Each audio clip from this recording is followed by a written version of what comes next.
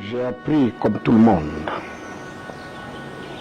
hier effectivement, la triste nouvelle du décès du Premier ministre Amadou Gon Coulibaly. En tant qu'Ivoirien, en tant qu'acteur politique, nous nous sentons tous concernés par ce deuil. Et je voudrais, dans un premier temps, saluer la mémoire du défunt, adresser mes condoléances à sa famille biologique, mes condoléances à sa famille politique. Et comme c'était le Premier ministre de la Côte d'Ivoire qui est mort en fonction, il me semble que c'est tout le peuple entier qui est frappé par ce deuil. Je voudrais donc présenter au peuple de Côte d'Ivoire toutes mes condoléances. J'ai connu l'homme, bien sûr, avant qu'il ne soit Premier ministre. Nous avons partagé de grands moments ensemble, dans les moments de braise, dans les moments de lutte. Cela me renvoie à la période d'après coup d'État de 1999. J'étais moi à la recherche du retour de mon président, le président Bédié, et lui à la recherche du retour de son président, le président Alassane Ouattara. Nous avons estimé tous les deux qu'il fallait travailler pour rassembler à nouveau les enfants de Félix Houphouët-Boigny du PDCI-RDA. C'est en ce moment-là que j'ai côtoyé l'homme et j'ai appris à le connaître.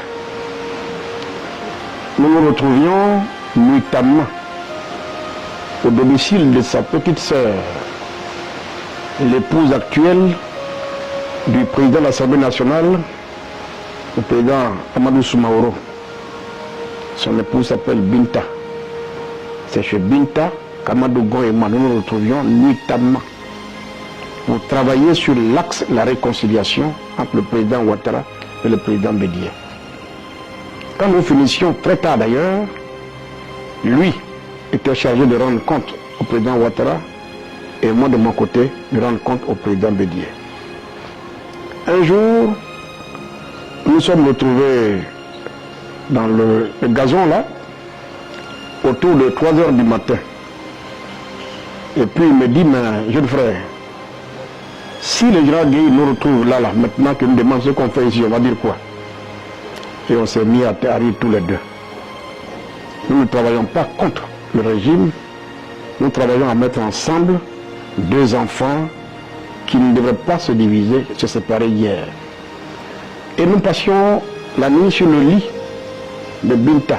Elle nous cédait sa chambre. C'est en ce moment-là que j'ai appris à connaître l'homme. Ensuite, quand je devais me marier, à l'époque, dans mon désir de voir Ouattara et Bédié réunis à nouveau, je me suis même permis de choisir Alassane Ouattara comme mon témoin de mariage. Pour moi, c'était l'axe de rapprochement. Et c'est à Amadou Gon que je me suis confié, qui a donc passé le message au président Ouattara. Après, le président Ouattara n'a pas pu être mon témoin de mariage, il n'était pas à Abidjan. Mais le jour de mon mariage, c'était un acte fort pour vous dire les liens que nous avions. Il y avait ce jour-là un conseil de ministres. Et il tenait absolument à être là, à cet événement. Malheureusement, le conseil des ministres a traîné en longueur. Et je me souviens encore quand il m'a téléphoné. Petit frère, il faut que j'aie mon image dans tes photos de mariage. Il faut donc que tu attendes.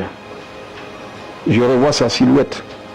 Ministre de l'Agriculture qui courait rien que parce qu'il devait figurer dans les photos de mariage. Voici les relations que nous avions eues, lui et moi, avant que, évidemment, il accède au pouvoir. Ça veut donc dire que n'eût été ce que c'est que la politique dans notre pays aujourd'hui, je peux affirmer que je l'ai connu.